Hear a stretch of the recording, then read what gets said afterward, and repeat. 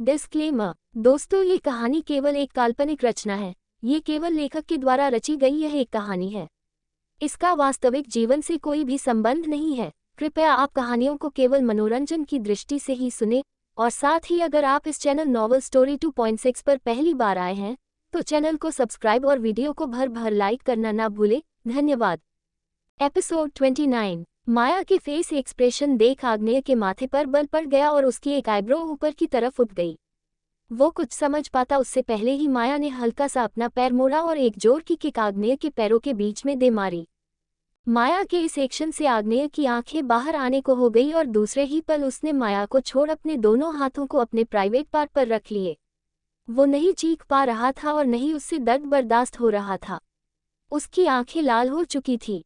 क्या हुआ mister? I am sure बच्ची ने ज्यादा जोर से तो नहीं मारा होगा। आई मीन ज्यादा जोर की नहीं लगी होगी। आखिर आप जैसे इतने बड़े हट्टे-कट्टे आदमी पर एक बच्ची की किक का कितना ही असर हुआ होगा।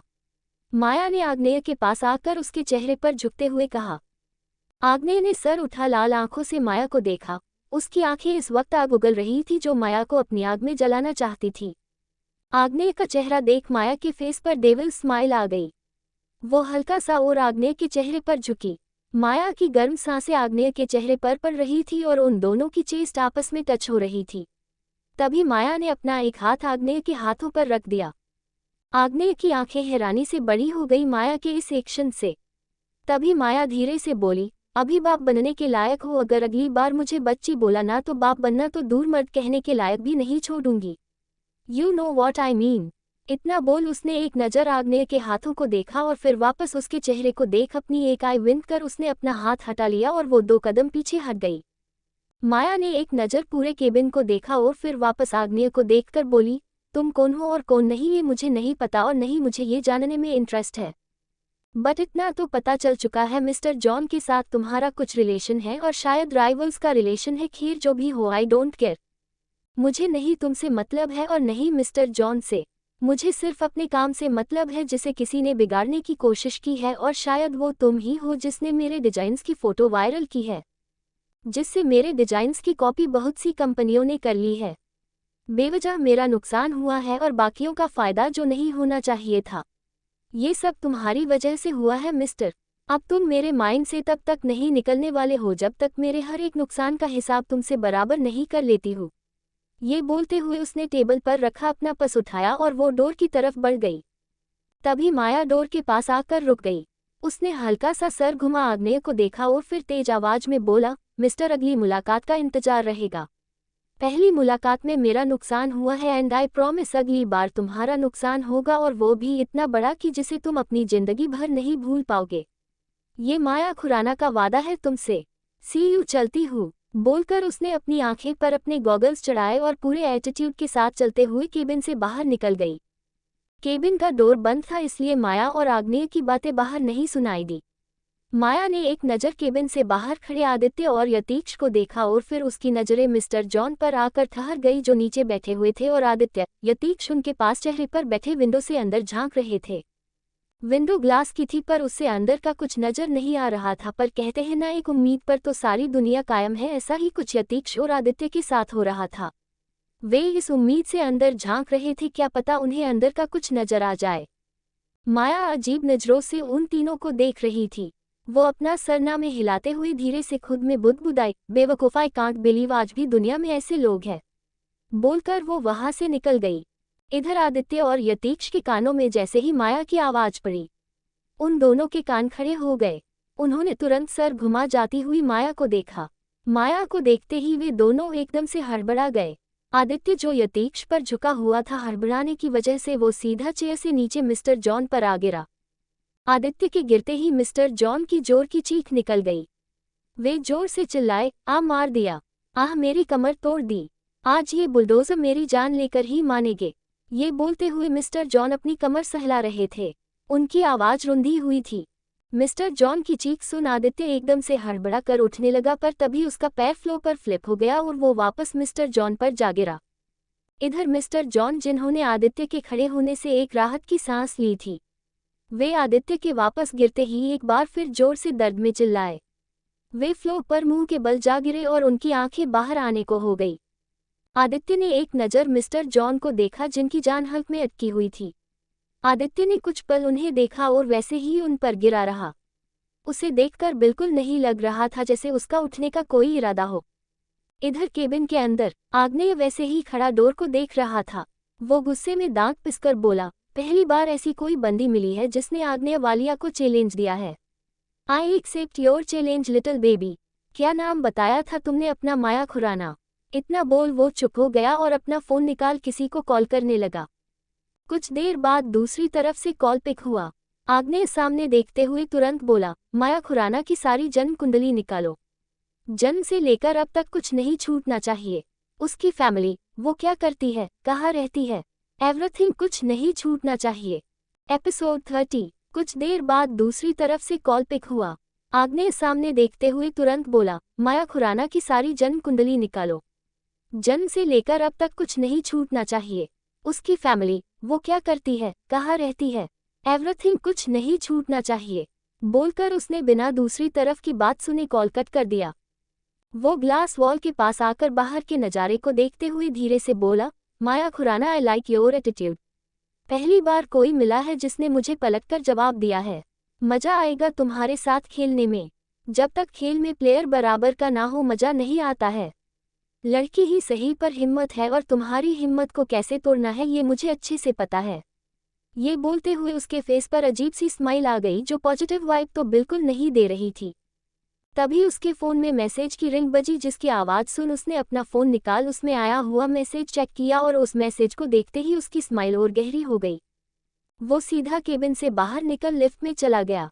उसने किसी पर ध्यान नहीं दिया था। यतीक्ष और आदित्य अभी भी चेयर पर बैठे हुए थे। मिस्टर जॉन बेहोश हो चुके थे। उनके बेहोश हो जाने के बाद आदित्य ने उन पर से उठने की जहमत उठाई थी। वो कैसा भी हो पर वो किसी को मार नहीं सकता था। आग्नेय को लिफ्ट में जाता देख यतीक्ष और आदित्य दोनों हैरान रह गए।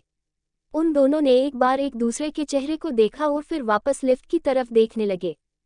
वे दोनों जल्दी से खड़े हुए और तुरंत लिफ्ट की तरफ भागे पर वे दोनों लिफ्ट के अंदर जा पाते इससे पहले ही लिफ्ट का डोर बंद हो गया और आदित्य और यतीक्ष दोनों लिफ्ट को जाते देखते रह गए। लिफ्ट सीधा फर्स्ट फ्लोर पर आकर रुकी।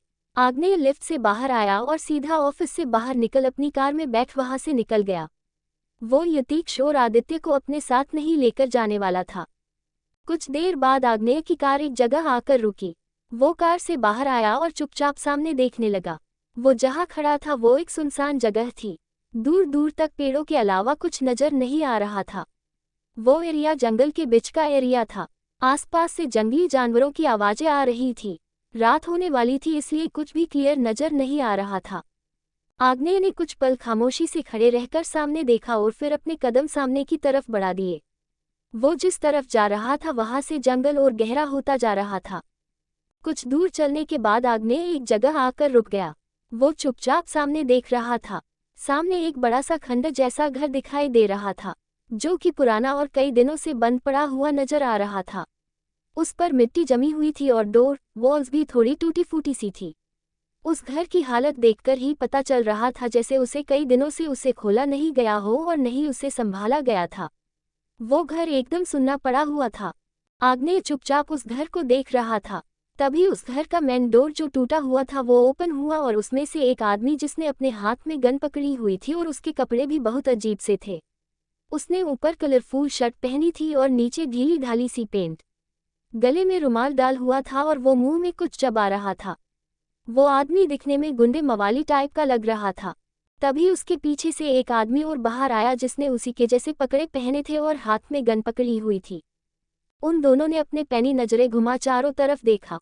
उन दोनों आदमियों को देखते ही आग्नेय एक पेड़ के पीछे छुप गया।